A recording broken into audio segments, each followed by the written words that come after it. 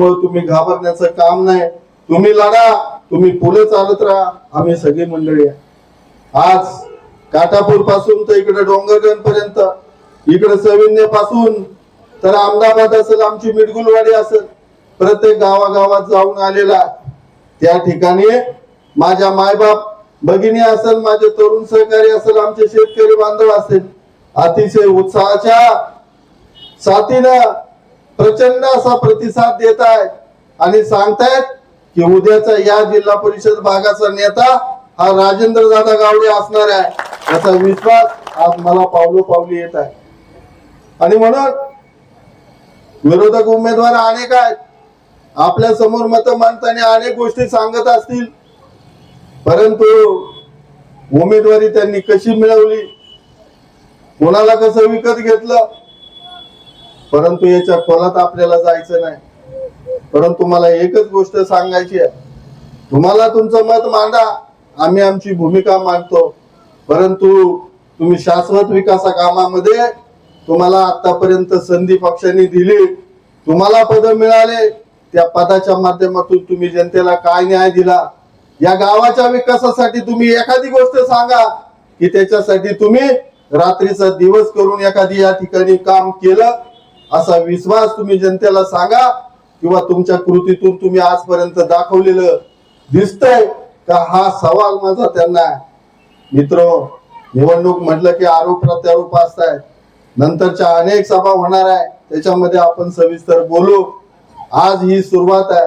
मला फक्त भूमिका एकच सांगायची आहे की गेल्या 7 वर्षापासून प्रत्येक घराघरामध्ये जात होतो, उमेदवारी मिळणार आहे हे निश्चित मानून जात होतो. ठीक आहे, 2013 साली सुद्धा मी जिल्हा परिषदेच्या सदस्यपदाला उमेदवार म्हणून इच्छुक होतो. त्यावेळेस मला साहेबांनी सांगितलं की भाऊसाहेब मामांना शिंदेना उमेदवारी द्यायची, तुम्हाला थांबावं लागल. ठीक आहे, थांबलो, काय हरकत नाही. भाऊसाहेब मामा शिंदेबरोबर काम केलं, त्यांना निवडून आणलं. आज सुद्धा याच परिस्थितीला समोर जात असताना सांगितलं तुमची उमेदवारी निश्चित आहे, आणि म्हणून प्रत्येक घराघरात फिरलो.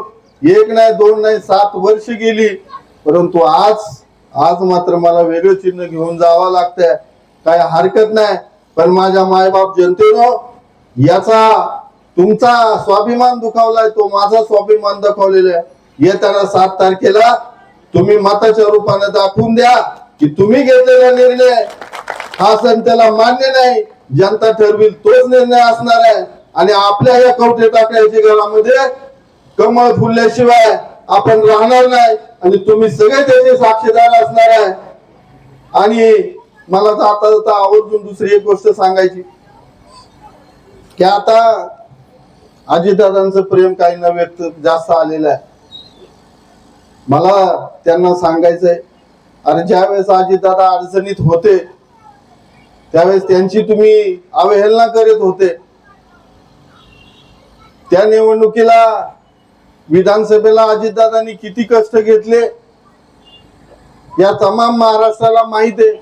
त्या काळात दादांच्या बरोबर कोण होतं, त्या काळात गावडे साहेब सुद्धा कुठं पाठीमागे नव्हते. आणि आज दादांना मगाशी सरांनी सांगितलं की दादा आपल्यातून गेल्यानंतर दादा किती मोठे होते, हे आपल्याला आज दिसतंय. दादा कर्तृत्वानं सगळ्या गोष्टीनं कामाने मोठे होतेच, हे मी म्हणत नाही तर महाराष्ट्र म्हणतोय. परंतु या टाकळ्याच्या उमेदवारांना आता दादाचं प्रेम 8 दिवसात दिसू लागले. अरे अखंड हयात गावडे साहेबांनी त्या दादांच्या बरोबर घालवली, त्यांच्याविषयी कधी अपशब्द वापरला नाही, आपल्या कामातून त्यांना दाखवून दिली. जोपर्यंत आम्ही होतो तोपर्यंत आम्ही निष्ठेनं होतो. आणि तुम्ही 8 दिवसात आता दादा गेल्यानंतर दादांच्या सहानुभूतीचा जर तुम्ही मत मागण्यासाठी जर वापर करत असेल तर याच्यासारखं दुसरं दुर्दैव करत नाही. तुम्हाला जनतेला मत मागायची तर तुमच्या हिमतीवर मागा, तुमच्या कर्तृत्वावर मागा. कोणाच्या दुःखाचा वापर करून तुम्ही जर मत मागत असाल तर तुमच्यासारखे तुम्हीच दुर्दैवी आहेत, ही गोष्ट त्यांनी ध्यानात ठेवा.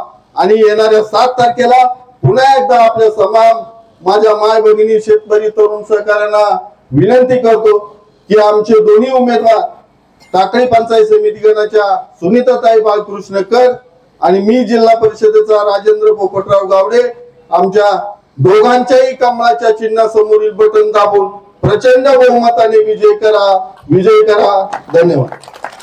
भारतीय जनता पार्टीचा विजय असो. धन्यवाद दादा. निश्चित विजय असो. धन्यवाद. निश्चितपणानं स्वाभिमान तुमचा दुखावला, स्वाभिमान आमचा सर्वांचा दुखावला आहे.